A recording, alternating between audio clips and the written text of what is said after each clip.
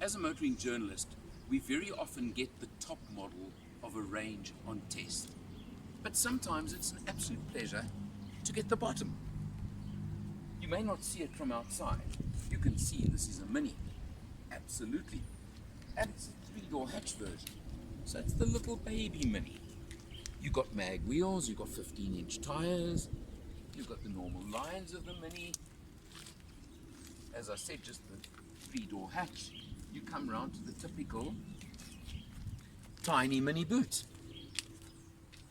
But you can drop the rear seat sort of 2/3, 1/3. You can make more load space if you want. And you close the rear hatch, shall I say, manually. Something that is missing on this car that I feel is I would like at least rear park distance control. Optional extra ticker box, you can have it. There are no badges to tell you this. But the reason I said it is the basic one is this is the Mini 1. What does that mean? Well, it means you're getting a 1.5 litre 3-cylinder petrol turbo engine. Little engine. It's not that big a car. And let me tell you, it's pretty peppy and pretty fun. Let's look inside.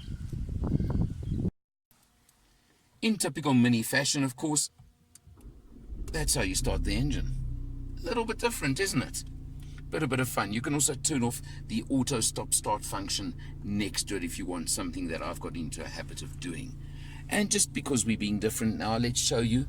Although it's the 1, you've still got the typical round center instrumentation over there, which is your infotainment screen.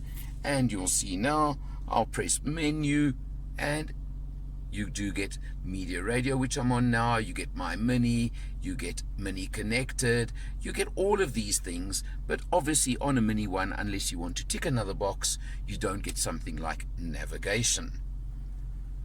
Your center instrumentation, of course, your speedo with the rev count on the side and your fuel gauge on that side over there, you'll see are all typical Mini, very simple, very straightforward. And again, I'm not going to mention fuel consumption right now because we haven't done too much mileage in this test car as yet, but I can tell you now, with careful driving, I think you would get between 6 and 7 litres per 100 quite easily. You've got, of course, your standard multifunction steering wheel for your sound system over there, and you've even got cruise control over here as well if you wanted, telephone.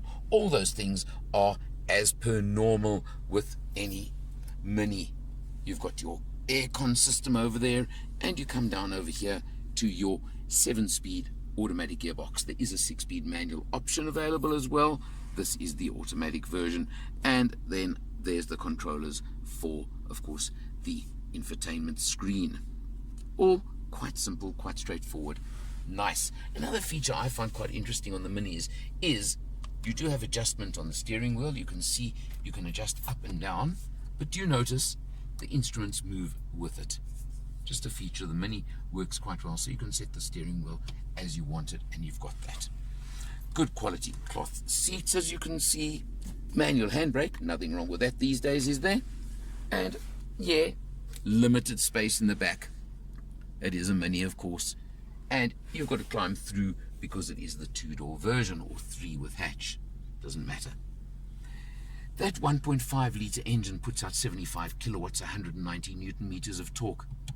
And I've kind of been thinking to myself on this test, do you need much more out of a Mini for everyday driving? You can, of course, get the Cooper S at 141 kilowatts. You can even get the new JCW at 225 kilowatts. But, of course, you pay for what you're getting. The point of this car is, in automatic, without extras, you can get into a Mini for 334,000 Rand. Now, it's still not cheap, but it is a Mini. There are no badges to tell anybody else behind you that it's a Mini 1 either. So you can tell your friends you bought a Mini. And quite honestly, on the freeway, etc., it handles the national speed limit more than adequately, more than comfortably. I tested it on a little run, and it really did, and it probably slightly exceeded the speed limit once or twice as well. It's Mini quality. It's the BMW connection to Mini quality. On the one, you get a 3-year, 75,000 kilometer maintenance plan included in the price.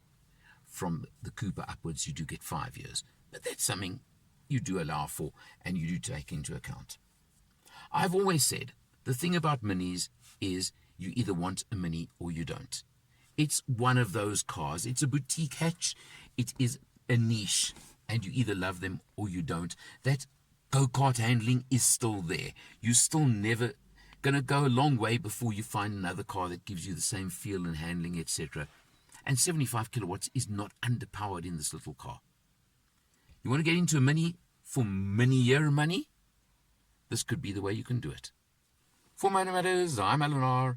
I'll see you next time.